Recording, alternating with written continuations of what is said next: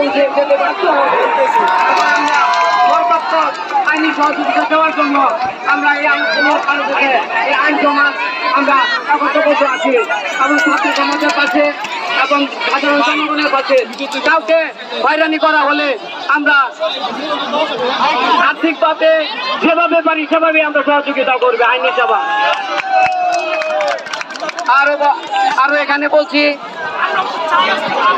এই যে সংবিধান, এই সংবিধান দিয়ে বাংলাদেশ চলে, কিন্তু এই সরকার সংবিধানের তোয়াক্কা করে না, সংবিধানের কোনো কিছুই মানে না।